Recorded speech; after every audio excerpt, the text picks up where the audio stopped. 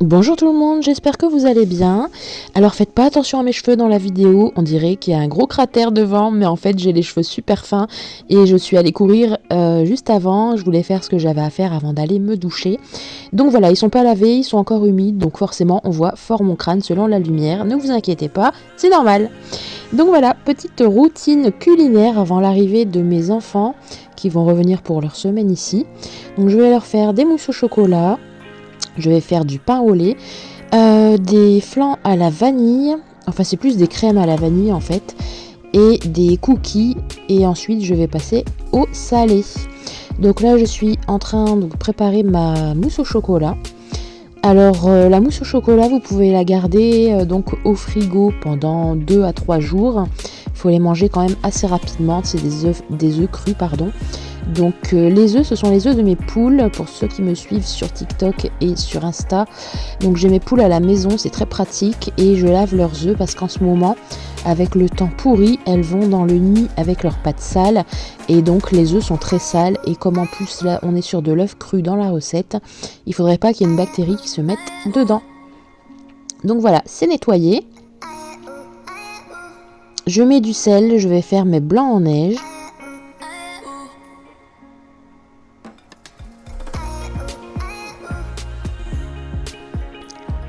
Là, je crois que j'avais regardé le temps qu'il faisait dehors, c'est pour ça que je faisais une drôle de tête. On a une tempête aujourd'hui, mais un truc de malade.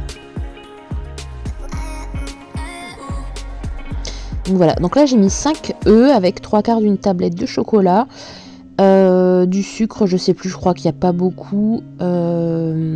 Et donc là je vais faire mes petits œufs en neige. Alors le batteur c'est un Moulinex, mais il est un peu trop puissant, du coup souvent j'éclabousse partout. Donc bon, c'est un peu embêtant sur les bords, mais bon, finalement, on s'y accommode assez bien.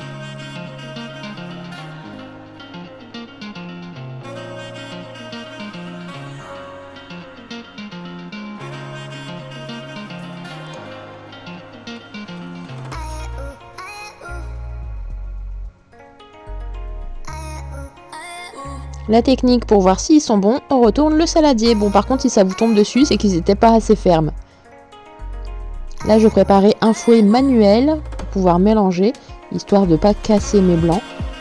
Je débarrasse toujours un peu quand je cuisine ou que je pâtisse.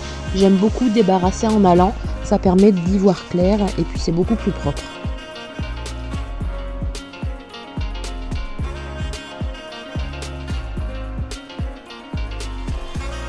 J'ai mon petit cahier avec mes recettes que je note à la main ou que je découpe dans des magazines. Ou des fois c'est des recettes que je revisite. Comme je suis en rééquilibrage alimentaire, en général je fais des recettes version allégée pour maman. Et les enfants, eux, ont les recettes normales.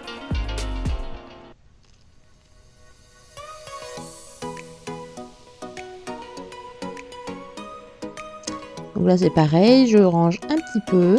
Là j'étais en train de brancher j'ai un deuxième téléphone, c'est un vieux téléphone, je m'en sers pour regarder des vidéos en même temps. Et en général j'aime bien mettre des petites vidéos sur YouTube pour me motiver un petit peu. Parce que bon, en plus aujourd'hui, je vous dis temps pourri et tout, c'est pas franchement motivant. Mais bon, j'ai sorti ma machine à pain.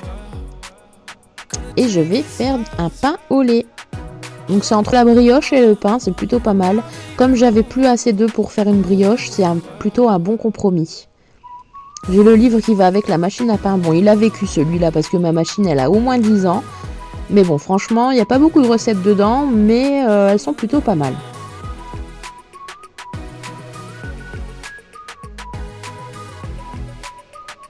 Maintenant que j'ai choisi ma petite recette, je vais m'atteler à faire mon pain. Je trouve que le plus fastidieux, c'est de calculer la levure. Parce qu'en fait, moi, je me fie pas à ce qu'il y a dans mon livre. J'achète la levure, le safre, vous savez, en boîte, en métal, comme ça. Et puis, en fait, j'ai une micro-balance à cosmétiques. Et puis, je pèse en fonction de ce que j'ai comme farine. Et je vais la faire lever avant. Alors, c'est assez contradictoire parce qu'il y a quelques années, je faisais pas ça et mon pain levait. Sauf que depuis quelques années, je sais pas, depuis que je m'en resserre en fait à la maison, ça ne lève plus comme avant. Et en fait, j'ai un ami qui était boulanger-pâtissier qui m'a expliqué qu'il fallait faire lever sa levure Donc dans du lait tiède avec un peu de sucre dedans. Ça permet de la faire travailler, en fait, qu'elle se réveille parce que finalement elle est déshydratée. Et c'est pareil, il faut la mélanger avec tout sauf du métal apparemment. Donc là j'ai débarrassé, j'ai même mis le petit bol sur le radiateur. C'est quand même vachement pratique une machine à pain, on met tout dedans et ça fait tout. Je fais même mes pâtes à pizza avec. Ça me fait un énorme pâton, je le divise en 4 et je peux faire 4 pizzas avec.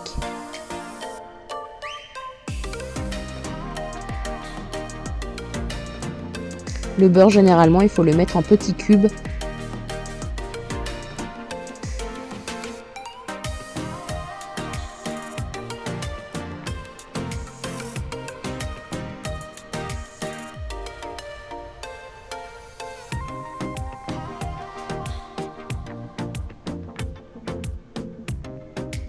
Donc forcément, on a du sel. Je crois même qu'il y a du sucre. Voilà, donc voilà le sucre. Et en fait, dans n'importe quelle recette, il ne faut pas que la levure soit au contact du sel, sinon elle se désactive.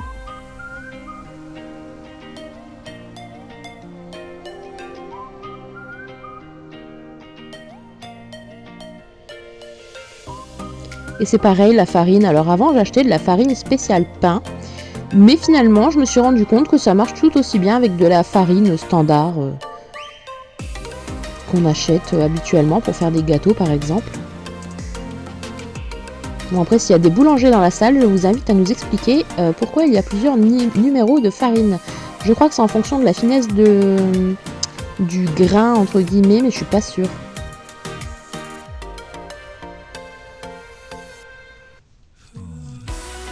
Et là, sur le coup, j'ai eu peur parce que je pensais que j'avais mélangé la recette de la brioche du dessus avec ma recette. Donc voilà la levure qui est travaillée dans le lait. Et je vais pouvoir la mettre dans ma machine. On n'en perd pas une miette. Oui, c'est bien une couveuse qui est sur mon plan de travail. Vous avez bien vu. Je programme ma machine et dans 2h30, j'aurai mon pain au lait. Donc j'avais plus de mémoire, donc j'ai fait 6 mousses au chocolat avec ce que j'avais.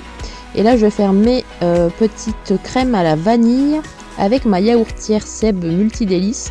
Franchement, ça c'est un investissement que je ne regrette pas. Je prends une demi-gousse de vanille fraîche. Alors celle-ci, je crois que je l'avais achetée sur Amazon. Elle vient, je sais plus trop de où, dans les îles françaises. Mais je sais plus. J'essaierai de la retrouver. Franchement, elle est excellente. Donc là, je la coupe en deux. Et puis, je vais venir gratter les petits grains de vanille. Il n'y a pas photo, c'est quand même autre chose de mettre de la vraie vanille dedans.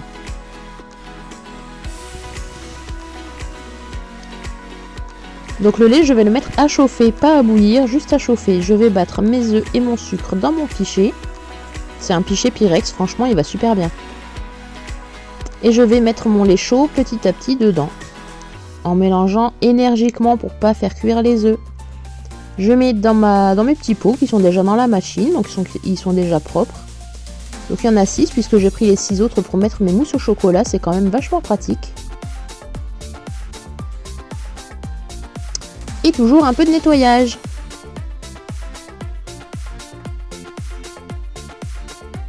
Et là je vais attaquer des cookies. Alors la recette est très simple en fait finalement. Si vous la voulez, mettez en commentaire et je vous la donnerai sur mon TikTok ou sur mon Insta. Et comme j'avais plus d'œufs de poule, en fait, heureusement que j'avais des œufs d'oie. Là, c'est mon sucre. Alors, j'ai acheté du sucre et en fait, il était tout tassé dans les paquets. Du coup, j'ai plein de morceaux. C'est un peu relou, mais bon. Je crois que les pépites, je les avais eues chez Aldi, peut-être. Le beurre, je vais le faire fondre au micro-ondes.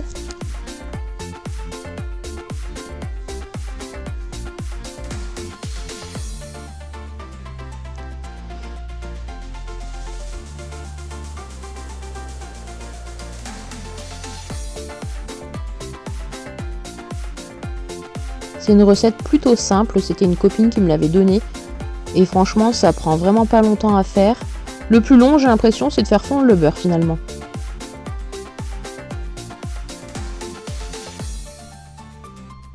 Je suis toujours en train de me bagarrer avec mes prises parce qu'en fait, donc quand je suis arrivée dans ma maison, quand je l'ai achetée il y a 3 ans, la cuisine était déjà installée, sauf que je sais pas ce qu'ils ont fait. Il y a des prises qui ne fonctionnent pas sur mon plan de travail, pourtant il y en a plein, mais bon, quand je vais refaire la cuisine, il faudra revoir l'électricité, je pense.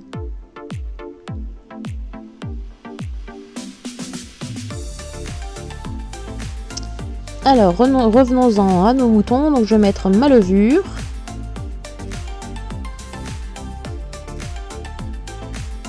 Et mon œuf d'oie qui est tout sale parce qu'en ce moment il pleut et donc je l'ai nettoyé et voilà, tout propre. Donc un œuf d'oie équivaut à 2 œufs de poule finalement. C'est juste un peu plus dur de casser la coquille.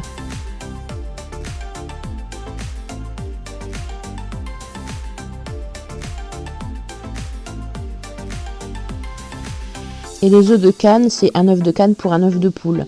C'est équivalent, même si c'est légèrement plus gros finalement. C'est pas vraiment beaucoup plus énorme. Bon là j'ai galéré un peu à casser la coquille parce qu'elle était vraiment dure. Et puis il y a juste à prendre une cuillère en bois et puis mélanger finalement. D'ailleurs j'en fous partout. Et je vais mettre mes petites pépites de chocolat. Moi j'en ai mis un paquet, il y en a largement assez. Je crois que c'était un paquet de 100 grammes de pépites de chocolat il me semble.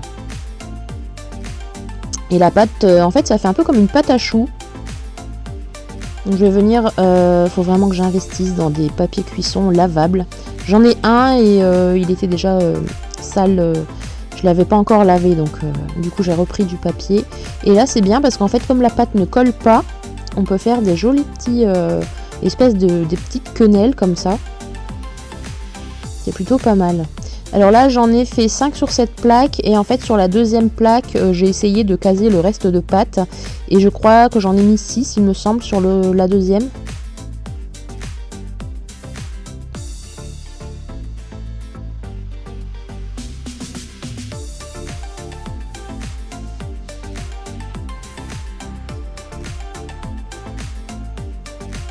Dites-moi si vous voulez, quelle que soit la recette, que ce soit pour les crèmes. Alors les crèmes vanille sont largement faisables en yaourtière standard je pense.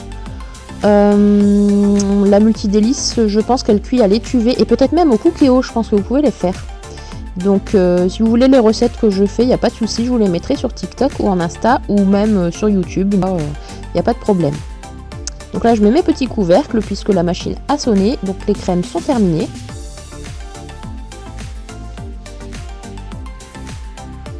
Production, donc on en est au mousse au chocolat, aux crèmes et la première boîte de cookies. Toujours pareil, on fait un peu de rangement, donc entre deux j'ai fait la vaisselle qui était un petit peu énorme. Et dehors vous pouvez voir d'ailleurs le vent qui souffle. Oh, franchement là c'est une horreur. On devrait être en train de préparer les barbecues, mais là on a plutôt sorti les doudounes ici.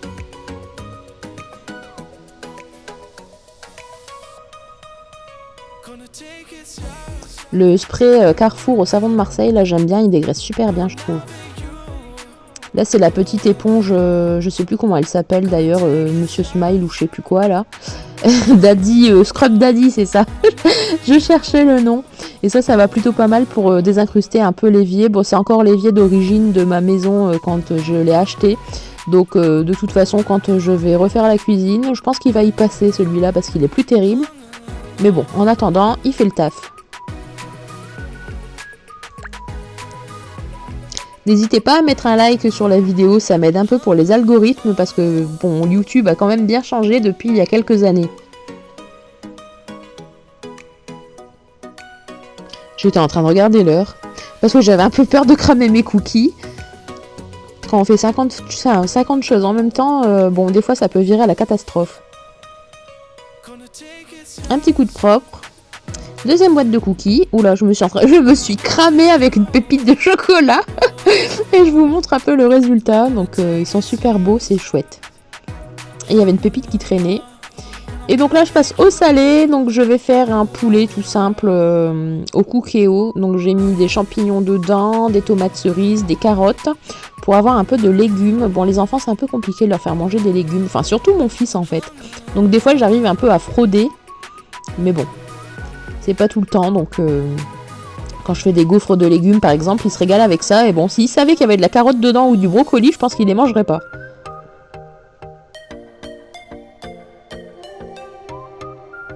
Je mets mes petites cuisses de poulet, donc j'ai mis de l'huile d'olive avec un petit peu de beurre pour pas que l'huile crame.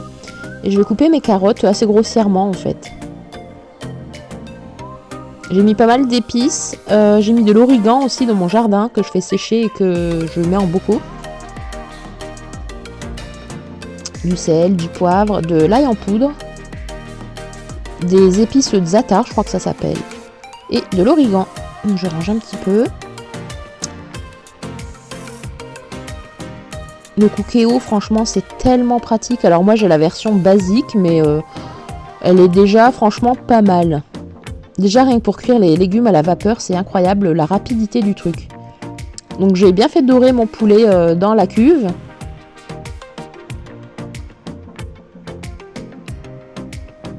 Je coupe grossièrement les champignons. Pareil, les champignons, j'aime bien avoir des gros morceaux, sinon j'ai l'impression que ça n'a pas de goût.